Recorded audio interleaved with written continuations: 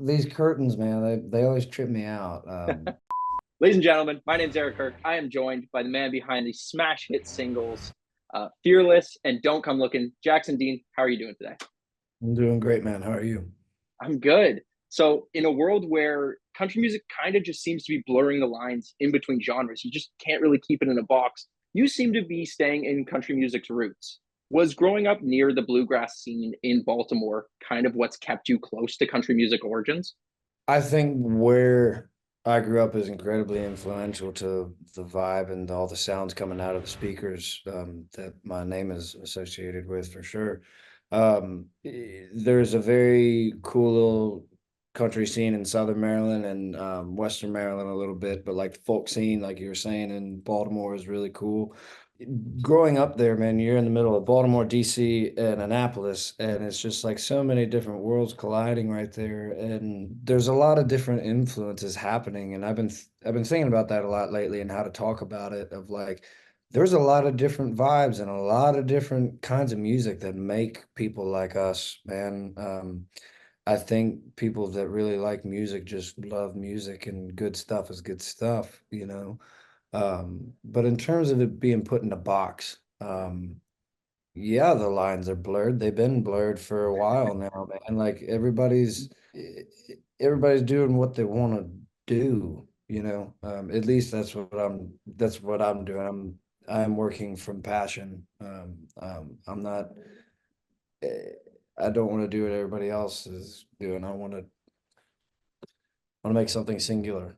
For sure, for sure. And going right to the beginning, your debut single "Don't Come Looking" was an immediate home run ball, and hitting a homer on your first at bat is a crazy experience. But obviously, that's not the first song you've ever written. So, No. what was it like? Was there kind of like a specific moment in your head that something just clicked after you finished writing "Don't Come Looking" that you were like, "Yeah, this one's different. This one's special."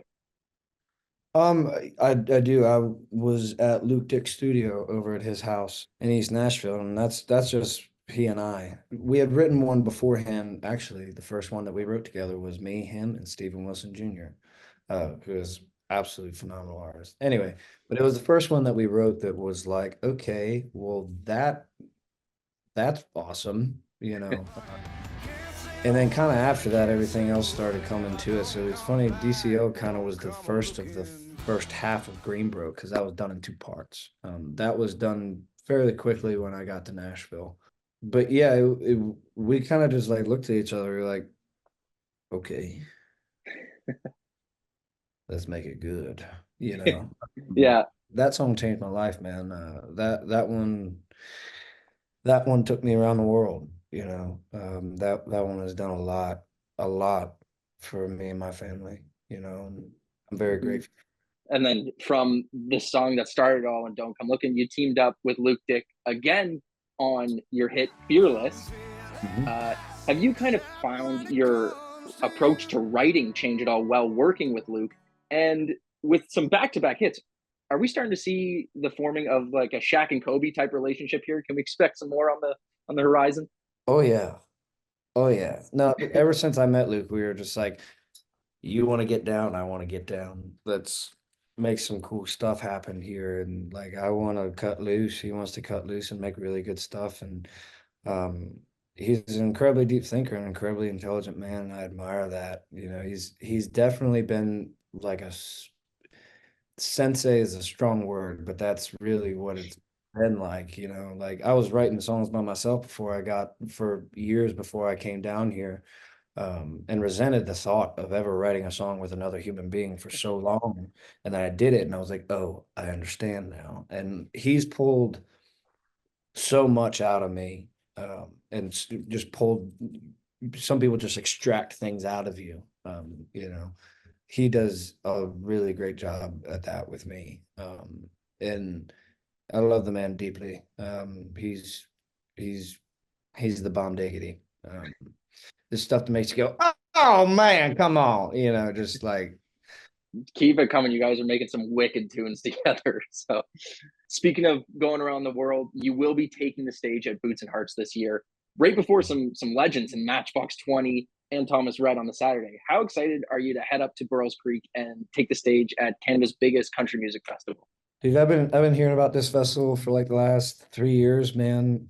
I still remember the first time I like set foot in Canada for more than like 2 hours. It was like my first time out of country ever. Like never been out, never been south, whatever.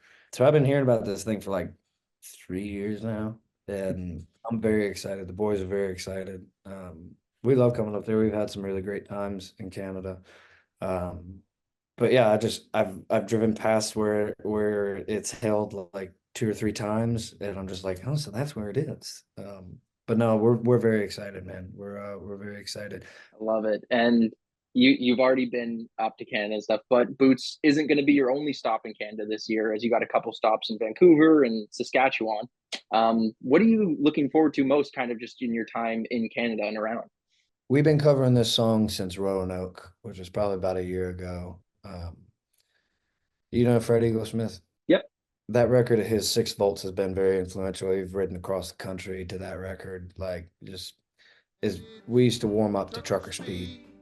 Um, just just 4-part harmony and just get warmed up for the show. So we've been playing 49 tons, and which is one of his. And he lives a little outside Toronto, and I think I'm gonna try to have him out to that and I love it. get a legend out there. And but no, man, it's gonna be a fun time. It's been a little too long since we've seen you. We agree. We feel the same about you. So we're excited to have you up this summer. I know a lot of us on the Much team are looking forward to any new music you're coming out. But if you want to take this time, kind of let the people know what's going on in your life, where they can find you. I have in the palm of my hand 16 to 17 recordings. Um, that is going to be one hell of a time threading the needle through them all.